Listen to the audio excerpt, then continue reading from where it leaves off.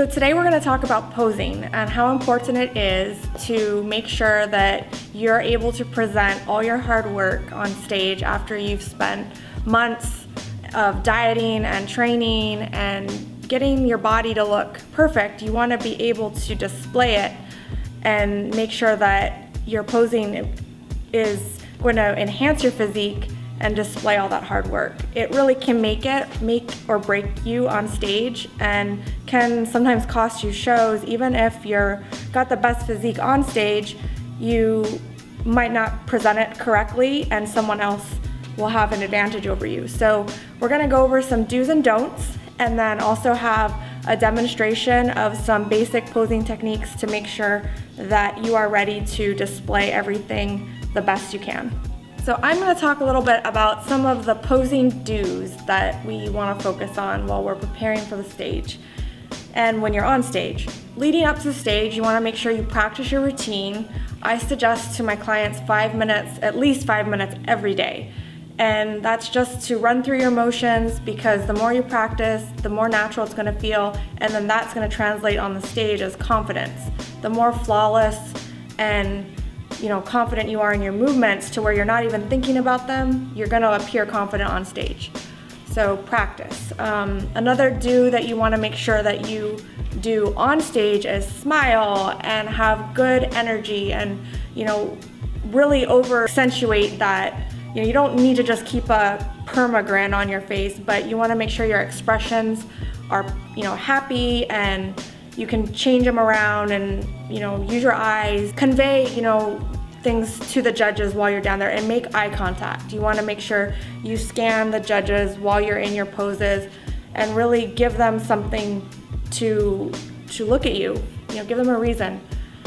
So that's important. As you're preparing, you want to get a good coach, someone that can help you analyze your physique and find the best angles for you. Because some mistakes that I see girls make is they see a pose they like that looks good on one girl, but on them it doesn't fit their body. So you have to really customize the posing to your physique and your body type, and find the poses that enhance your physique. It's all about presentation. So the wrong pose can actually make you look worse. So another do is making sure that you choose a suit and a look that is going to enhance your beauty. Play around with different looks, straight hair, curly hair, different makeup. You don't want to have crazy makeup either. You want your makeup to look somewhat natural, but more intense and dramatic for the stage, but you don't need to have clown blush, and I've seen some really crazy makeup. One of the things I suggest to girls is you should be able to wear your makeup out after your show and not have people look at you like you're totally crazy looking. You're gonna look a little orange and dark from the tan, but your makeup, your eye makeup, everything, it should transition well. So those are some of the do's regarding posing. There are also some key things you want to avoid. They're easier to be demonstrated, so we are going to do that next. Some of the don'ts involve your posture, it's basic body language and eye contact and expression. So you want to make sure you're not on stage looking mad, and you want to smile, and you don't want to slouch. You should have your chest up and shoulders back, really strong, confident posture. And in a lot of your movements, you don't need to be, one of the pet peeves I have is I see the really big, I call them bird, like they look, like you're flying. Some girls will do that, and you can do it, I think, in a subtle way, but you don't need to be flying around the stage. And another don't usually is to avoid the goodbye, where you kind of squat down. It really just kind of looks like you're going to the bathroom. Facial expressions are important. You don't need to be like, overly sexual with your expressions. It's good to flirt, it's good to use your eyes. You want to make sure that your movements are fluid and your hand gestures are, relaxed. This is a don't, and some girls will do it with one hand or two hands, and it kind of just looks like, you got your hand resting on maybe like someone's head. when you're in your back pose, a lot of girls will bend over very, very far to where they're almost like, you know, bending completely over. You really want to just stand straight. You should be able to stand somewhat straight and just tilt your pelvis back. If you're trying to bring that out and you're actually having to bend that far forward, it's probably a sign that you just want to increase your cardio so that you have more definition back there and you can stand in a, you know, more upright posture. It actually enhances your glutes also when you do that. When you, the angle of the judges when they're looking up and you're bending over, your butt actually flattens. So when you stand more upright, you have that bubble and you keep your shape. So another thing to think about while you're on stage is to maintain your composure, no matter what happens. Obviously everyone there wants first, they want to do well. If you happen to not get your, you know, your call out or your placing, even if like inside you might be mad or you might want to cry, you know, do your best to keep your composure, keep your sportsmanship, you know, positive, because it's being watched. Like they're watching everything you do, and sometimes there are they rejudge, and if you all of a sudden lose your posture and you look a certain way instead of confident, it can affect your you know, total outcome. So just be mindful of your expressions while you're on stage. What's up, guys? I'm here with my teammate Steph Mahoy, who's been on the Olympia stage twice. And since I'm going into the bikini division, it made awesome sense, since she's in town, for her to give me a little, you know, pointer or two. So I'm excited. So let's see what you got.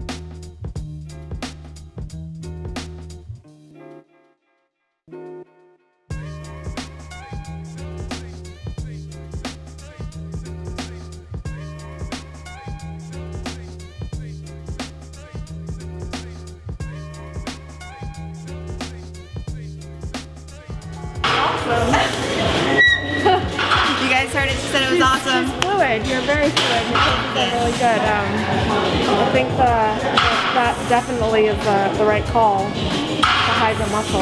The arms down? Okay. You'll probably slow it down a little, but you know, just in the setting you're in. But, you know, just hold your poses. That I guess was one of the do's that I didn't mention, was like the timing of the poses, and like one of the tips I've always used is be able to say thank you very much in each pose. So in the, you know, in the front, thank you very much, and then when you hit the transition, thank you very much, and then when you go through it, kind of, it's a good time, keeps you kind of in fluid, but. So holding the poses longer would be good? Yeah, I think that, but I think for your physique, I mean, the poses you've selected are good. Your waist looks small. You've got, you know, the right angles and everything. What was your back pose? Just the straight, right? Yeah, side. Yeah, I think that's good, because if you do the crossover, you know, you don't want to. Your legs will look stocky, so I think definitely keep the open stance. Okay. Awesome. That's exciting. So I just have to practice a lot. That's the thing, you know? Yeah, practice. How often do you pose? Like, how often do you practice your posing? I'll like run through it randomly. I mean, at least 5 minutes every day. But just, I mean, not necessarily even in heels, but just to like get your steps down, you know? So it's like a dance, and it's like natural by the time you get on stage, because you've done it so much that it's, you know, you're not even thinking about it. Yeah, and what's cool about the pros is you have so much more time than the girls in the NPC, right? So yeah. How much time, like when you do your routine, do you have a time limit in your head, or how do you think about it? I've heard that usually like 45 seconds to a minute is like a good routine. That it really, you don't want to be up there too long either. One of the don'ts, I guess, that we could touch upon is going to be like trying to do every single pose possible, because they're not all going to flatter you. So don't do a pose just because, you know, to add time to your routine. Only do the poses that are going to enhance your physique, which I think you've selected good ones. So I would just, you know, your length of your routine is fine. Just hold the poses a little bit, and confidence. You've got the confidence, so that's the main thing, is just, you know, your confidence. Yeah. What do you think about that step back pose? Okay. Do you do this, or have you seen it? You know, where girls go here and they do the little step back. What do you think of that pose? I mean, again, it comes down to the physique. You know, like there's poses that I couldn't have done when I started that I can do now because it just didn't look good on me at the time. So I think if it looks good on your physique, then it's a great pose. But if, you know, it doesn't, you know, if it makes you possibly show any negative, then I wouldn't do it. I agree with that. Yeah. It's one of those, like, it took me many years, it's odd to say, until I realized that they aren't up there, or you're not up there and they're judging you on all the good things they see. They're literally looking for the bad things, and whoever has the least bad things is going to be the winner. So it's kind of a flip in the mind. So the less opportunities you give them to see any bad is to your advantage. True. Because I'm going to show you this front pose, and I've been told it makes my legs look big, and look, I have 6 weeks left, so I'm going to bring my legs down. When I went pro in women's physique, I had small legs. I mean, they were shredded, but they were like the smallest ones on the stage, so I know I can get my legs down. But let me show you. What is your plan of attack for that? Because I'm supposed to bring my legs down even in bikini. So really? I'm very curious how you transition from holding that much muscle and what your techniques were to do it. So as far as the cardio goes, I do a combination. I mean, I do a lot of steady state running. I love running, so that's helped break my quads down before when I had to do it even in figure. Yeah. So that helps, and then I started doing a lot of sprinting too, like intervals, and just go all out. So it's really the combination of those two things. And then I don't even really train quads. Like I have a glute day and like a plyo day. Yeah. But I definitely don't train quads. What about you? Yeah, I mean, I've used all those techniques too to bring them down. Fasted leg training, sprints really helped for a while, circuits, plyos, running outside. Yeah, me too. I think the sprints really helped. I mean, like for me, the steady state running would be like long sessions, like 45-minute runs. I don't know what you're doing. I do anywhere from like an hour, I'm getting goosebumps, like an hour to hour and 15. Okay. If I feel good, you know, but the other day I was feeling good, and, you know, my legs were so sore, so I only did 40 minutes, where normally I do a lot more than that. But if I have the energy, I'll just keep going. Yeah, it's kind of that, like, basically do everything that you were taught not to do. I mean, for a while I was eating lower protein, you know, lower carb, everything, just to not, almost to like starve the muscle. Yes, I honestly am doing that too. My calories are less, my protein intake is less, so I've kind of been eating a lot more like salads, or trying to just stay full and stay busy, and I'll drink like sparkling waters and stuff to try and stay full between meals, coffee, to do that too. Oh yeah, my favorite thing is cucumbers, sliced cucumbers, and I put like stevia or cinnamon, and I mean, I'll eat 2 to 3 cucumbers a day, just to stay full. Yeah, and I mean, and it, you know, it's a sweet, kind of a sweet treat. So. So when was that critique? When did they tell you to bring your quads down?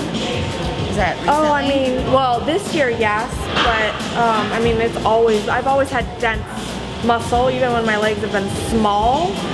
They're just dense. Like I played soccer all my life. I was always an athlete, so I always had muscle in my legs. And so this year it just seems like they're rewarding a very thin leg look. I'm scared now. So, but that's the thing. I mean, it's just always an evolution, you know. That's why even when I've been a pro for 4 years, and I'm still, you know, you still constantly are evolving. I mean, before I even turned pro, I had to shed muscle. And then I shed muscle, I turned pro, and then they wanted muscle again. So then you get to build it, and then they, you know, it changes. So it's kind of just, that's bodybuilding. Yeah. And is it true that they take who they named the Olympian? So who won was it Courtney last time? So does that mean that's the standard, that we need to be long and lean, or what's your thought there? Yes, I think yes and no. I mean, she was, you know, recently dethroned at the Arnold, you know, by Angelica. So there's kind of a new standard that I think, I don't know if it supersedes the Olympia look, but technically yes, they take, you know, that look and that's what they're going to reward. So now I mean, their physiques are very different, but just in all the other shows that have been going on this year, the look is very, very compact and lean in the legs, and you know, not bulky, but you know, still full glutes. I would say full upper body. Seems like girls, I mean, seem to be carrying more muscle, but their legs are just small. Because in comparing Angelica and Courtney, would you say Angelica has bigger glutes and legs, like a bigger lower body, a little bit? I think she looks like she has more muscle, in my opinion. And I know even she has brought her legs down, because we do have the same coach. So I do know that she, you know, her journey has also been similar to where she's had to kind of streamline her look also, and now, you know, it is being rewarded. So it'll be interesting, I think, at the Olympia to see who comes out on top, you know? Yeah. So let me show you this front pose, and you just tell me if you think it's like too much quad. Okay.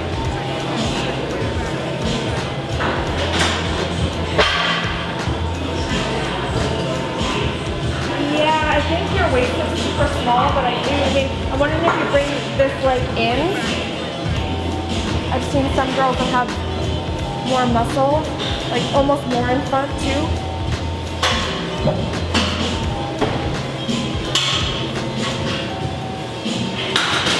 I mean, and then what's your other pose? What are you doing?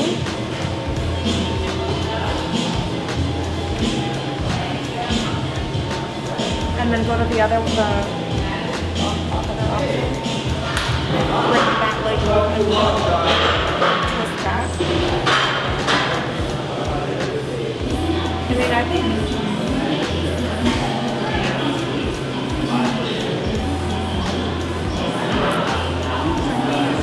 the other pose is going to be better.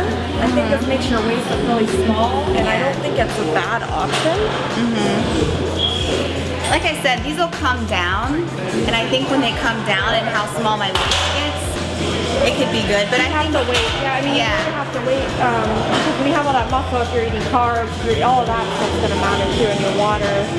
I know I'll hold, like, my legs will come down that last week like so much more just from taking out water. Yeah. So I think if you just wait and kind of play with it, I don't think it's a bad option. But I think if you're going to do it, you really got to bring that foot almost so that they're in front of each other. When it's too far out, it does look like too much quad. And I think she's right too when she says kind of wait, because you know how much our bodies change, especially when we get closer and closer to the show, and one pose might, like this side pose looks like crap when you're not lean. You know, and then as you get closer, then it looks a lot better on your body. Yeah, you really have to wait. It's fun. It's even the last 2 weeks sometimes isn't a good tell. It's usually like that final, I don't know, 72 hours even, that you can really see what you're working with. Yeah. True. Well, thank you. You're welcome. I'm excited to see. I can't believe that you made such a big, you know, 2 divisions down. That's amazing. Yeah, it's been I've actually liked the training, so I didn't compete. I haven't competed since 2015. Okay. So in 2016, I basically just changed up my training and tried to not add any more muscle, kind of shed it. Awesome. And then this year, I mean, it's been in my heart to do bikini, and I wanted to actually do it by November of last year, and it just, timing wasn't right. You know how that can be with life, and you have to be able to give it 100%. So finally, this year, I was like, okay, this is just the year I'm going to go for it. Great. So it's exciting. Yeah, so I mean, I might not be the best and the smallest I'm going to be at my first show. I just need that deadline to get there, get on the stage, and then I have some other shows lined up after that. So well, that's good. You get feedback, and then you can keep going, and yeah, it's exciting.